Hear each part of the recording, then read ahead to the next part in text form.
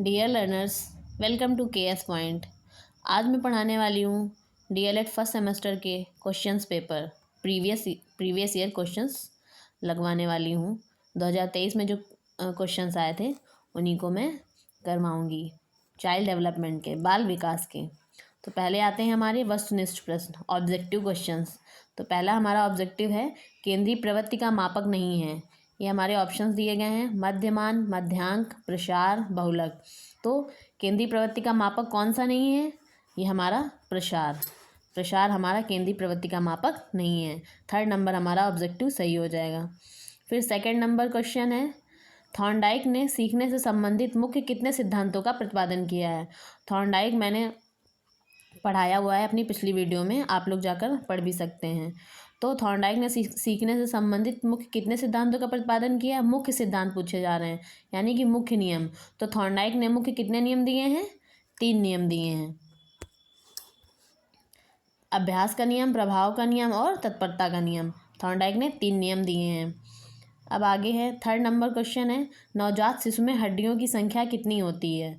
तो नवजात शिशु में हड्डियों की संख्या कितनी होती है? पहला है 100, दूसरा है 205, तीसरा है 270, चौथा है 306। तो हमारा कौन सा आंसर सही होगा, कौन सा ऑब्जेक्टिव सही होगा? 270। नवजात शिशु में हड्डियों की संख्या 270 होती है।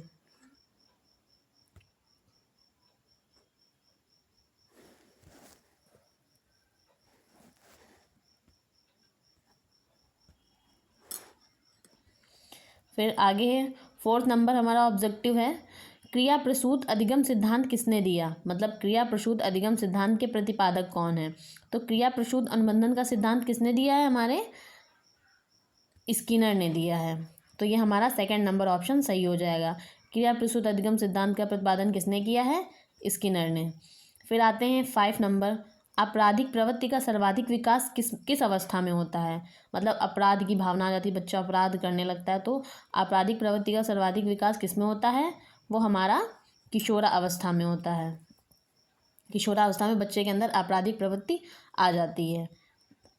फिर है हमारा 6 नंबर, संज्ञानात्मक क्षमता की कमी से व्यक्तित्व में कठिनाई होती है। संज्ञानात्मक क्षमता की कमी से व्यक्तित्व में कठिनाई होती है किसमें? शारीरिक विकास में, बौद्धिक विकास में, व्यावसायिक विकास में या समायोजन में। तो अगर हमारे संज्ञान में, अगर हमारे सोचने की क्षमता में कमी होगी तो किस में कठिनाई होगी? हमारे सेकंड नंबर ऑप्शन है बौद्धिक विकास में। हमारे बौद्धिक विकास में कठिनाई होगी अगर संज्ञानात्मक क्षमता की कमी होगी। तो अगर हमारे संज्ञान में कमी होगी, अगर हमारे सोचने की क्षमता में कमी होगी तो हमारा जो बौद्धिक विकास है वो सही से नहीं हो पाएगा। फिर है अगला 7 नंबर है, किसी दूसरी वस्तु की अपेक्षा, ये कथन है, किसी दूसरी वस्तु की अपेक्षा एक ही वस्तु पर चेतना का केंद्रीकरण अवधान है। यह कथन किसने कहा है? यह कथन किसने दिया है? तो ये हमारा किसने दिया है? ये दिया है डम्बिल ने। किसने दिया है? थर्ड नंबर ऑप्शन होगा इसका, डम्बिल ने। ये याद कर लीजिएगा, ये बहुत ही इंपॉर्टेंट है। ये बहुत ही पूछा जाता है कि किसी दूसरी वस्तु की अपेक्षा एक ही वस्तु पर चेतना का केंद्रीकरण अवधान है, यह कथन किसने दिया है? तो यह कथन डम्बिल ने दिया है। वेरी इंपॉर्टेंट है ये पूछा भी जा चुका है हमारे प्रीवियस ईयर क्वेश्चन में। ये दोबारा से 2022 में पूछा जा चुका है। अब आगे आते हैं 8 नंबर, बुद्धि का विकास लगभग पूर्ण हो जाता है। बुद्धि का विकास किस अवस्था में पूर्ण हो जाता है? शैशवावस्था में, बाल्यावस्था में, किशोरावस्था में या सभी अवस्थाओं में? तो स्टार्टिंग नहीं पूछ रहा है, मतलब पूछ रहा है कि किस अवस्था में पूरा बुद्धि का विकास हो जाता है। तो वो हमारी कौन सी अवस्था होगी? किशोरावस्था। किशोरावस्था में बुद्धि का विकास पूर्ण रूप से हो जाता है। अगला है, सीखने को प्रभावित करने वाला सबसे प्रभावपूर्ण कारक कौन सा है? जो सीखने को प्रभावित करता है, मैंने पिछली क्लास में भी पढ़ाया था, अगर आपने वीडियो देखी होगी तो आप सीख सकेंगे। तो सीखने को प्रभावित करने वाला सबसे प्रभावपूर्ण कारक कौन सा है? हमारा प्रेरणा यानी कि मोटिवेशन। अगर बच्चे के अंदर मोटिवेशन नहीं होगा तो वह अच्छे से सीख नहीं पाएगा। तो इसीलिए बच्चे के अंदर मोटिवेशन होनी चाहिए कि हमें पढ़ना है, किस लिए पढ़ना है, किस चीज़ के लिए पढ़ना है।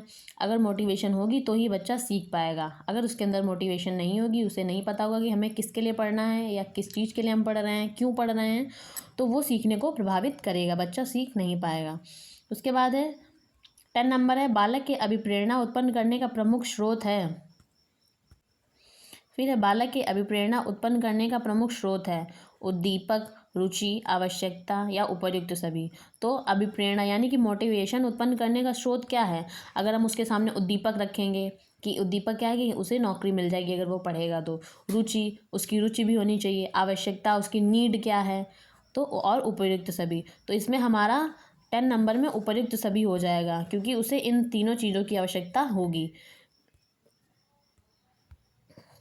अभिप्रेरणा उत्पन्न करने के लिए बालक को उद्दीपक, रुचि, आवश्यकता, तीनों चीज़ों की आवश्यकता होगी। तो हमारा ये उपर्युक्त सभी हो जाएगा। फिर है आनुवांशिकता का वाहक होता है। 11 नंबर है आनुवांशिकता का वाहक होता है। पहला है RNA, दूसरा है केंद्रक, तीसरा है जीन्स, चौथा है सिरा। जीन्स मतलब जीन है, ये जीन लिखा है, ये लिखने में गलत हो गया है, जीन्स जीन है। तो हमारा क्वेश्चन कह रहा है आनुवांशिकता का वाहक होता है, तो ये तो सभी को पता होगा कि आनुवांशिकता का वाहक जो होता है वो जीन होता है। इसमें हमारा 3rd नंबर सही हो जाएगा, जीन। अब आगे आएंगे व्यक्तित्व मापन की सबसे अच्छी विधि कौन सी है? तो पहला है व्यक्तिगत, दूसरा है वस्तुनिष्ठ, तीसरा है प्रक्षेपण और चौथा है ये सभी। तो व्यक्तित्व मापन की सबसे अच्छी विधि कौन सी है? व्यक्तिगत, वस्तुनिष्ठ, प्रक्षेपण। इसका हो जाएगा ये चौथा नंबर, ये सभी हैं, तीनों हैं व्यक्तित्व मापन की सबसे अच्छी विधियाँ। फिर आएंगे 12 नंबर भाटिया बैटरी परीक्षण संबंधित है। तो भाटिया बैटरी परीक्षण किससे संबंधित है? अभिरुचि से, व्यक्तित्व से, बुद्धि से, इनमें से कोई नहीं। तो ये पता होगा कि भाटिया बैटरी परीक्षण जो है वो बुद्धि के लिए किया जाता है। तो इसका ऑप्शन हो जाएगा 3rd नंबर, बुद्धि से संबंधित है।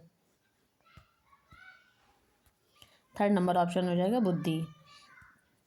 अब आएंगे 14 नंबर है, 14 नंबर है शिक्षा में सृजनात्मकता का प्रयोग किस रूप में होता है? सीखना, तर्क, चिंतन, कल्पना। तो सृजनात्मकता मतलब बच्चा कई तरीकों से सृजन कर सके, कई तरीकों से रचनात्मक कर सके, एक ही चीज़ को कई तरीकों से कर सके। तो वही इसमें कहा जा रहा है कि शिक्षा में सृजनात्मकता का प्रयोग किस रूप में होता है। तो ये इसमें पहला ऑप्शन है सीखना, दूसरा है तर्क, तीसरा है चिंतन और चौथा है कल्पना। तो इसमें हमारा चौथा ऑप्शन सही हो जाएगा, कल्पना। अब आगे आते हैं 15 नंबर है और 15 नंबर है, लास्ट है ऑब्जेक्टिव क्वेश्चन। पियाजे के अनुसार बालक के संज्ञानात्मक विकास की कितनी अवस्थाएं होती है? बहुत ही इजी क्वेश्चन है। पियाजे के अनुसार बालक के संज्ञानात्मक विकास की कितनी अवस्थाएं होती हैं? तो पियाजे ने कितनी अवस्थाएं बताई हैं? 4। कौन कौन सी बताई हैं? पहली है संवेदी गामक, फिर दूसरी है मूर्त संक्रियात्मक, फिर तीसरी है अमूर्त संक्रियात्मक।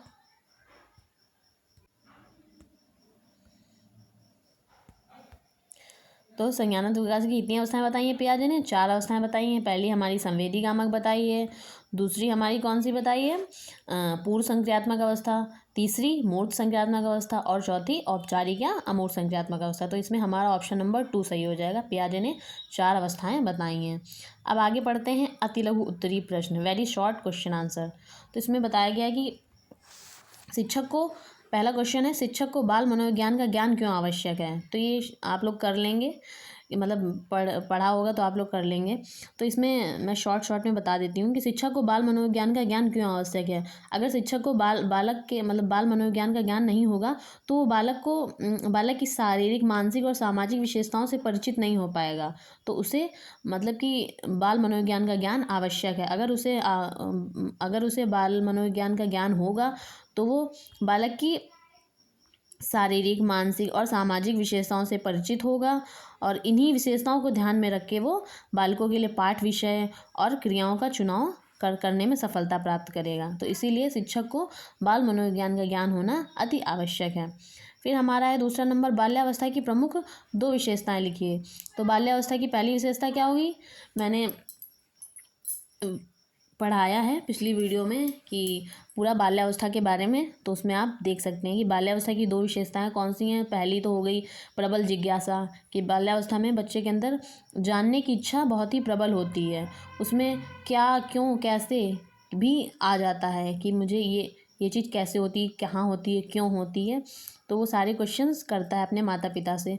तो बाल्यावस्था की पहली विशेषता ये होगी कि उसमें जानने की इच्छा प्रबल होती है। दूसरा है सामाजिक विकास, मतलब उसका सामाजिक विकास होने लगता है। फिर हमारा है तीसरा है बालक की विस्मृति कम करने के 2 उपाय बताइए। विस्मृति, स्मृति और विस्मृति। स्मृति और विस्मृति मैं पढ़ाऊंगी। तो स्मृति मतलब याद रखना, विस्मृति मतलब भूल जाना। तो विस्मृति को कम करने के 2 उपाय बताइए। तो बालक की विस्मृति कम करने के उपाय हैं। पहला क्या होगा, किसी वस्तु को स्मरण करने में पूरा ध्यान होना चाहिए। बालक अगर कोई चीज़ वह याद कर रहा है, कोई वस्तु वह याद कर रहा है, तो उसका पूरा ध्यान उसी याद करने पे होने चाहिए, उसी पढ़ाई पे होने चाहिए। तो उससे वह जब पूरा उसका कंसंट्रेशन होगा उस पर, तो वो अच्छे से याद कर पाएगा। तो है ना, तो ये विस्मृति कम करने का पहला उपाय हो गया। और दूसरा है स्मरण के बाद विश्राम करना चाहिए, मतलब लगातार ही वो ना याद करे, थोड़ा रुक रुक कर याद करे, तो उसकी विस्मृति कम होगी। अब आगे आते हैं, रुचि का शैक्षिक महत्व लिखिए। तो रुचि क्या है, मतलब रुचि का शिक्षा में क्या महत्व है। अगर रुचि का तो बहुत ही महत्वपूर्ण रोल है शिक्षा में। अगर बच्चे में रुचि नहीं होगी तो वो पढ़ ही नहीं सकता, है ना। तो इसीलिए रुचि जो है मनुष्य की उपहार स्वरूप भेंट है, जो समय पर वातावरण के अनुरूप पोषित होती है। रुचियों के उत्थान में शिक्षा का अहम स्थान है ना। सामाजिक, आर्थिक, मनोरंजनात्मक तथा संवेगात्मक और शैक्षिक रुचियों का विकास शिक्षा के बिना संभव नहीं है। इसीलिए रुचि जो है वो पोषण में अहम भूमिका निभाती है। अब आएंगे 5 नंबर है अधिगम स्थानांतरण संप्रत्यय को स्पष्ट कीजिए। फिर है 6 नंबर व्यक्तित्व विकास में शिक्षा किस प्रकार प्रभावी है। फिर 7 नंबर है बुद्धि की कोई एक परिभाषा लिखिए। बहुत सारी परिभाषाएं दी गई हैं वुडवर्थ के अनुसार। बुद्धि लेसन भी मैंने पढ़ाया, उसमें आप जाके देख सकते हैं। वुडवर्थ के अनुसार, क्रो एंड क्रो के अनुसार, है ना, वाटसन के अनुसार। शैशवावस्था की प्रमुख 2 विशेषताएं बताइए। शैशवावस्था में बच्चा क्या करता है, उसकी विशेषताएं बतानी है। समायोजन क्या है, बच्चा कैसे समायोजन करता है। फिर है व्यक्तित्व की कोई एक परिभाषा लिखिए। पर्सनालिटी की कोई एक परिभाषा लिखनी है। तो ये हमारा था प्रीवियस ईयर क्वेश्चन, हमारे प्रीवियस ईयर क्वेश्चन पेपर थे। फिर 11 नंबर है अधिगम का अर्थ स्पष्ट कीजिए। मैंने अधिगम भी पढ़ाया है कि अधिगम क्या होता है, उसमें अच्छे से बताया कि अधिगम क्या होता है। अधिगम मतलब सीखना, लर्निंग। फिर है कल्पना से आप क्या समझते हैं। कल्पना क्या, बच्चा क्या कल्पना करता है ना। फिर है संतुलन का कोई एक उदाहरण देकर समझाइए। फिर है अधिगम अंतरण क्या होता है। अधिगम से अंतरण लेना, अलग होना, वो क्या होता है। फिर है शैशवावस्था में शिक्षा का स्वरूप कैसा होना चाहिए। ये सभी मैंने पढ़ाया है, आप वीडियो में जाकर पढ़ सकते हैं। ऐसे ही मैं प्रीवियस ईयर क्वेश्चंस लाऊंगी सारे सब्जेक्ट के। तो अगर आपको मेरी वीडियो पसंद आती है तो आप मेरी वीडियो को लाइक करें, शेयर करें एंड सब्सक्राइब करें। Thank you so much.